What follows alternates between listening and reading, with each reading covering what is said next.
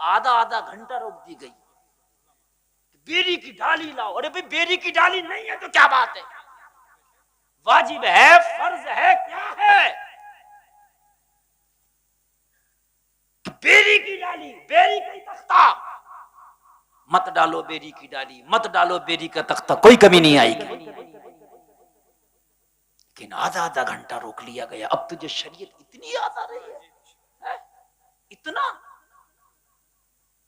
میرے بھائی کان کھول کے سن لے، مرنے کے بعد اگر بیری کی ڈالی نہیں ہے تو چلے گا، بیری کا تختہ نہیں ہے تو چلے گا، لیکن اگر مرنے سے پہلے حرام کے لقمے کھائے تو نہیں چلے گا، نمازیں چھوڑی تو نہیں چلے گا، جوا کھیلا تو نہیں چلے گا، سٹا کھیلا تو نہیں چلے گا، شرابیں پیا تو نہیں چلے گا، شریعت کے خلاف کام کیا تو نہیں چلے گا، چغلی کیا تو نہیں چلے گا، قرآن کے خلاف چلا تو نہیں چلے گا، غریبوں کو ستایا تو نہیں چلے گا، پڑوسیوں کو ستایا تو نہیں چلے گا. ارے مرنے کے بعد اتنی شریعت، مرنے سے پہلے بالکل شریعت نہیں، یہ نہیں چلے گا. شریعت زندگی میں ہے، مرنے کے بعد تو لوگوں کے اوپر ہے، چاہے تو تجھے کفن دے چاہے تو نہ دے، یہ معاملہ لوگوں کا ہے، لیکن مرنے سے پہلے تجھے دیکھنا ہے کہ ہمیں کیا کرنا ہے، ہمیں کیا کرنا ہے.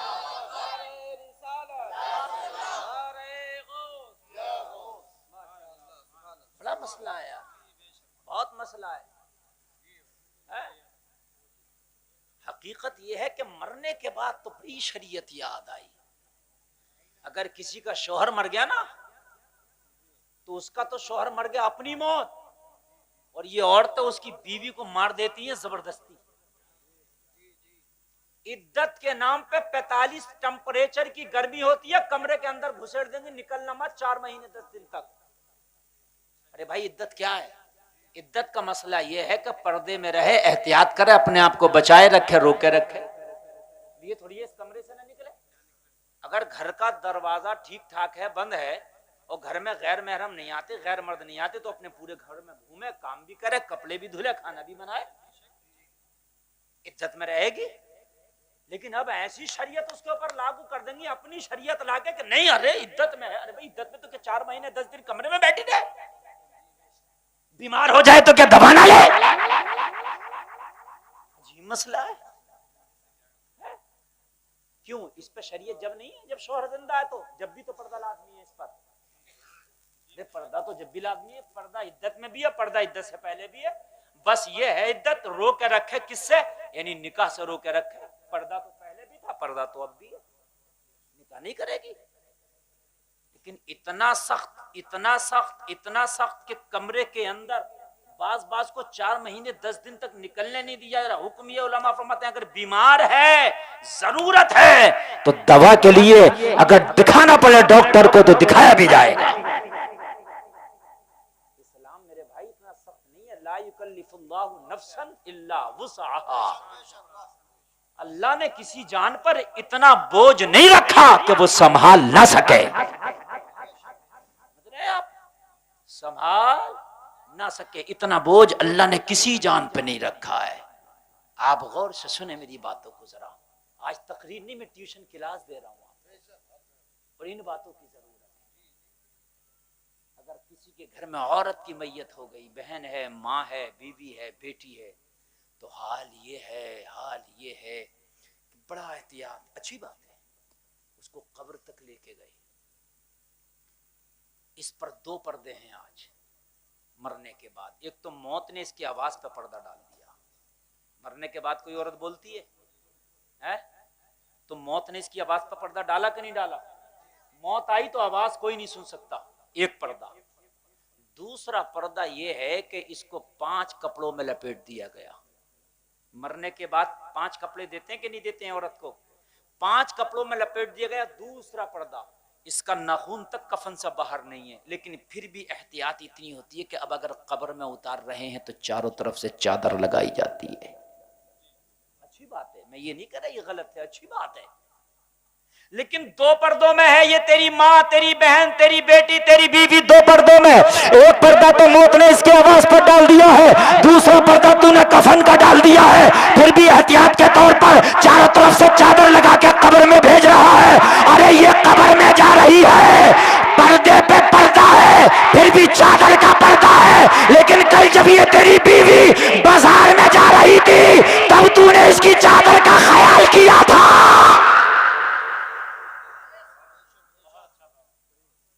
آج اتنا خیال کہ قبر میں جا رہی ہے. قبر میں کوئی بے حیائی کرنے نہیں جاتا. قبر میں تو اچھے اچھوں کی حالت خراب ہو جاتی ہے. اچھے اچھوں کی کوئی بے حیائی کرنے نہیں جاتا. وہاں قبر میں بڑے بڑے نیک جاتے ہیں نا, تو جانے سے پہلے وہ جب قبر کی یاد آتی ہے تو ان کی آنکھوں میں آنسو آ جاتے ہیں. قبر بڑی خطرناک چیز ہے. کاش تو نے یہ پردہ یہ چادر اس کی زندگی میں اتنی احتیاط کے ساتھ اسے دیا ہوتا تو قبر میں بھی اسے سکون ملتا, حشر میں بھی اسے سکون ملتا. کیوں؟ قبر پہ وہی بھائی تو کھڑا ہوتا ہے جو بھائی دنیا میں تھا. میری بہن کا لاشا بعد میں جائے گا قبر میں, میری ماں کی میت بعد میں جائے گی قبر میں, میری بیوی کا جنازہ بعد میں جائے گا قبر میں. پہلے چادر لگا. کیوں؟ جب بھی تو ہی تھا جب بازار میں یہ جاتی تھی بال کھلا ہوتا تھا, جب شادیوں میں جاتی تھی میک اپ کر کے مردوں کے سامنے زینت بنی رہتی تھی, تب بھی تو ہی ہوتا. تب تیری غیرت کہاں مر گئی تھی کہ شریعت مرنے کے بعد ہے, شریعت زندگی میں مرنے سے پہلے ہے. پہلے اپناؤ شریعت, لیکن ہمیں شریعت یاد آتی ہے مرنے کے بعد. پھر تو اتنی شریعت, اتنی مت پوچھیے میاں. اللہ اللہ, کچھ باتیں وہ ہیں جو رسمی طور پر ہم نے کر لی ہیں, وہ بھی کرنا ضروری ہے. نہ کریں گے تو سوچتے ہیں کہ شاید کچھ کمی نہ رہ جائے. سمجھ رہے ہیں آپ میرے بھائیو؟ شریعت پہلے. امام مالک کی بارگاہ میں یہ خاتون بیٹھی ہے, مسئلہ پوچھنے آئی ہے, یاد ہے نا؟ پردے کے اس پار وہ خاتون بیٹھی ہے اور ادھر امام مالک شریعت کا امام بیٹھا. سبحان اللہ. امام مالک نے فرمایا بی بی بتا تیرا مسئلہ کیا ہے؟ بتا تیرا مسئلہ کیا ہے. اب مسئلہ سنیں, میری ماں بہنیں بھی سنیں اور آپ بھی سنیں, ٹھیک ہے؟ سنیں. ہم تو احتیاط ہی نہیں کرتے. بہت سے لوگ مسجد میں آ کے موبائل لگا دیتے ہیں چارجنگ پہ, جائز نہیں ہے. ہاں جائز نہیں ہے. مسجد میں ہیٹر سے پانی گرم ہوا اور آپ اس پانی کو گرم پانی کو اپنے گھر لے گئے استعمال کرنے کے لیے, جائز نہیں ہے. اس لیے کہ وہ مسجد کا بل جا رہا مسجد سے, وہ جو تو نے چارجنگ کی ہے بل جا رہا مسجد سے, تو وہ مسجد کے لیے ہے, تیرے ذاتی استعمال کے لیے نہیں ہے. بات سمجھ ماری کہ نہیں؟ ادھر کیا ہے, کچھ ہے کیا ادھر؟ تو پھر ادھر دیکھو نا یار, کیا مسئلہ ہے؟ تو رو رہا تو رو لگتا ہے, بچہ تو رو رہا ہے میرے بھائی. دیکھو بہت توجہ سے آپ سنو تقریر. میں نے آپ سے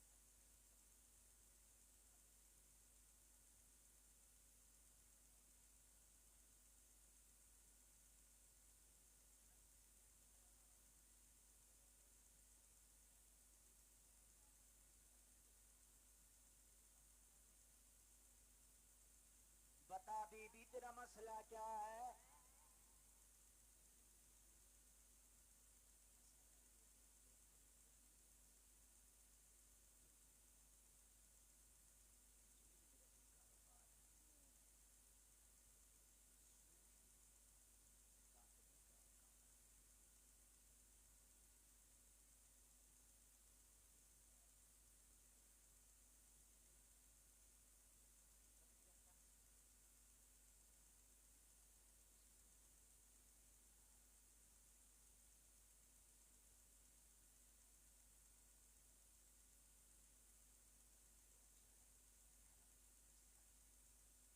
کہنے لگی کہ دن میں تو مجھے چرخہ چلانے کا سود کاٹنے کا وقت ملتا نہیں, لیکن رات جب ہوتی ہے زمانہ سو جاتا تو میں گھر کے کاموں سے فارغ ہو کے اپنا سود کاٹنے کا کام کرتی ہوں. لیکن حضور میرے گھر میں چراغ نہیں ہے, میرے پاس اتنا پیسہ نہیں ہے کہ میں اپنے گھر میں ایک چراغ جلا سکوں. اپنے گھر میں چراغ جلا سکوں, بڑی غریب ہوں حضور. تو میں اپنا چرخہ اوپر چھت پہ لے جاتی ہوں, زمانہ سو جاتا ہے, میرے پردے کی بھی حفاظت رہتی ہے. اور جو چاند نکلتا نا, جو چاندنی ہوتی ہے نا, اس کی ایک روشنی ہوتی ہے نا چاندنی کی, میں اس چاند کی روشنی میں اپنا سود کاٹتی ہوں اور حضور اپنا کام کرتی ہوں، بس یہی میرا کام ہے۔ لیکن کبھی کبھار ایسا ہوتا ہے کہ جس راستے پہ، جس گلی میں میرا گھر ہے نا، اس گلی سے بادشاہوں کے جلوس نکلتے ہیں۔ کیا ہوتے ہیں بادشاہوں کے جلوس؟ آپ نے دیکھے نکلتے ہیں بادشاہوں کے، تو ان کے جلوس میں بڑی روشنیاں ہوتی ہیں، فانوس بردار ہوتے ہیں، ہاں، شمع روشن کیے ہوئے ہوتے ہیں، شمع بردار۔ حضور جب میری گلی سے وہ جلوس نکلتا ہے تو اس جلوس کی روشنی کی وجہ سے میرا جہاں کام کر رہی ہوتی ہوں وہاں اجالا زیادہ ہو جاتا ہے، اور جب اجالا زیادہ ہوتا ہے تو میرے کام کرنے کا جو مطلب یہ ہے کہ روش وہ تیز ہو جاتی ہے، چونکہ اجالا تیز ہے تو کام تیز ہو جاتا ہے۔ روزانہ اگر میں 1 کلو کاٹتی ہوں تو اس دن 2 کلو کٹ جاتا ہے۔ روشنی تیز ہو جاتی ہے تو کام تیز ہو جائے گا۔ کیا حضور یہ جو 1 کلو زیادہ کٹ جاتا ہے یہ میرے لیے جائز ہے کہ ناجائز ہے؟ توجہ ہے، ذرا بھیجے میں گھسا کے بیٹھے سے میری ماں بہنیں بھی اور آپ بھی، ہے نا؟ ہمارا تو یہ عادت ہے کہ اگر کسی کا مال ہاتھ لگ گیا تو سوچتے ہیں کہ یار اس پہ تو میرے ہی حق میں ہاتھ لگا ہے۔ اب بتاؤ اس پہ کس کا ادھیکار ہے؟ وہ کس کے گھر لینے گئی؟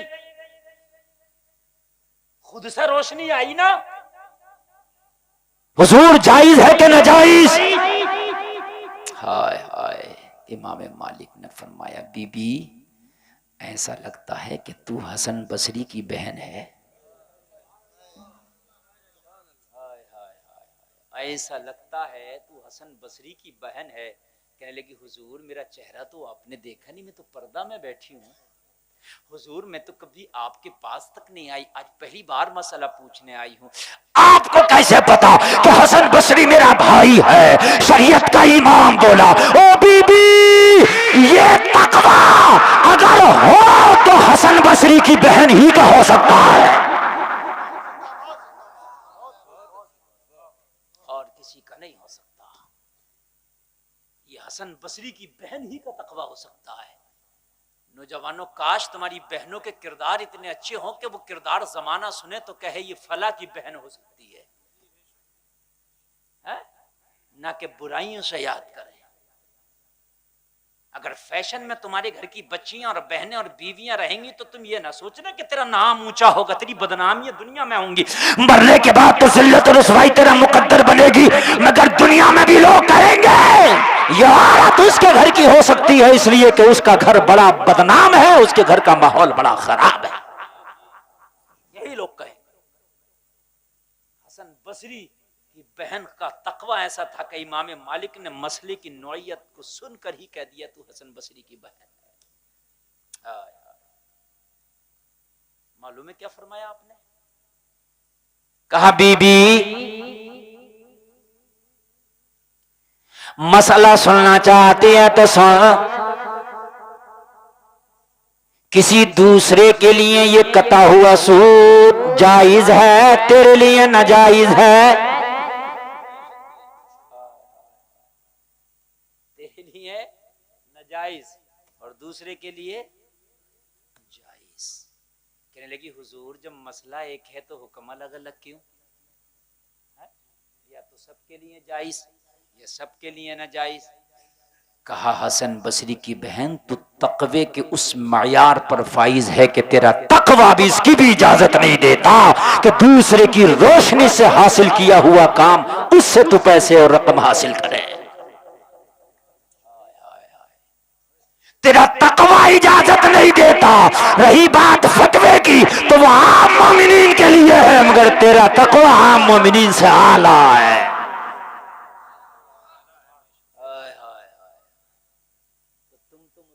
ہو راماتار اوم پرکاش کچھ کرے کارا کرے گورا کرے وہ اس کا ہے، لیکن تو تو مصطفیٰ کا غلام ہے۔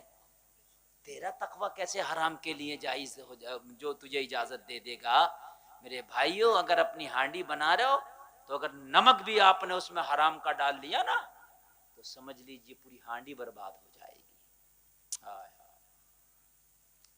حضرت عمر ابن خطاب امیر المومنین ہے، خلیفہ دوم ہے، اپنے گھر بیٹھے کچھ کام کر رہے، رات میں حضرت علی تشریف لے آئے، رات میں حضرت علی کہنے لگے حضور، حضرت علی تشریف لائے، حضرت عمر بیٹھے کچھ کام کر رہے، چراغ جل رہا. حضرت علی آئے، کہنے لگے مجھے کچھ ذاتی مشورہ لینا آپ سے.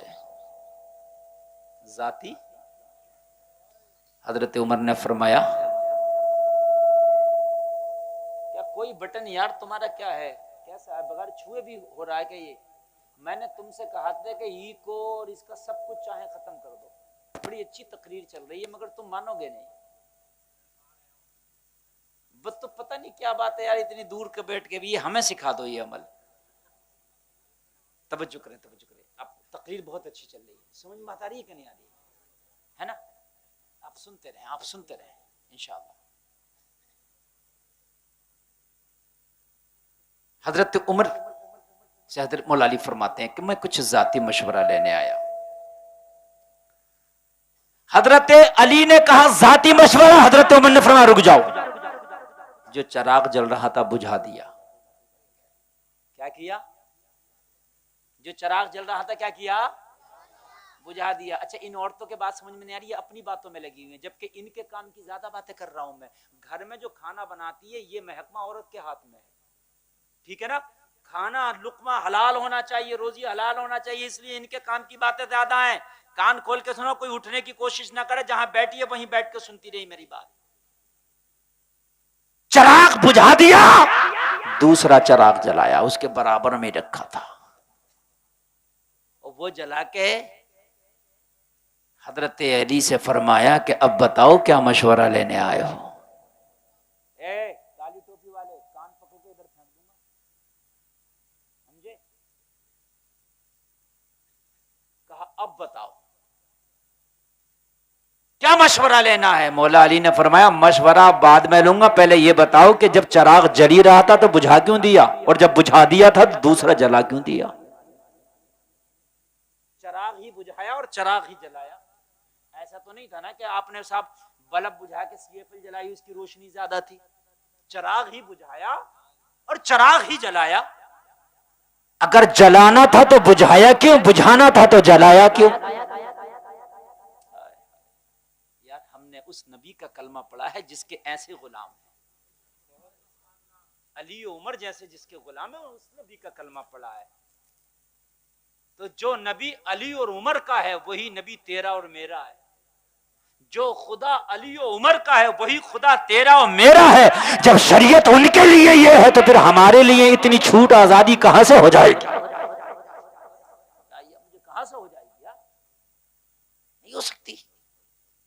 حضرت عمر نے فرمایا بات یہ ہے کہ میں جو یہ کام کر رہا تھا یہ کام سرکاری کام تھا. کون سا کام تھا؟ خلیفہ تھے نا، تو خلافت سے ریلیٹڈ کام ہے. کس سے ریلیٹڈ؟ خلافت سے. تو سرکاری اس لیے میں نے کہہ دیا تھا کہ آپ کے سمجھ میں آئے. ٹھیک ہے، حکومت کا کام تھا، حکومت سے ریلیٹڈ کام تھا. تو علی یہ جو چراغ جل رہا ہے اس چراغ میں جو تیل ہے وہ حکومت کے پیسے کا ہے. اس میں جو چراغ میں تیل جل رہا ہے وہ تیل بیت المال کے پیسے سے آیا ہوا تیل ہے. کام سرکاری ہے اس لیے سرکاری تیل پہ ہو رہا تھا. اب علی مسئلہ ذاتی ہے تو سرکاری تیل پہ نہیں ہوگا، سرکاری چراغ بجھا کے ذاتی چراغ جلایا ہے.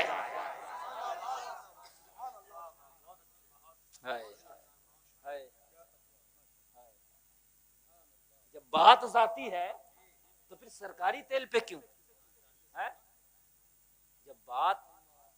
جب بات ذاتی ہے بھائی، میرا اور آپ کا پرسنلی معاملہ ہے تو پرسنل تیل جلے گا. یہ تقویٰ ہے. جتنی دیر حضرت علی گفتگو کرتے رہے حضرت عمر کا پرسنل چراغ جلتا رہا. جب حضرت علی تشریف لے گئے تو پھر سرکاری والا جلا دیا.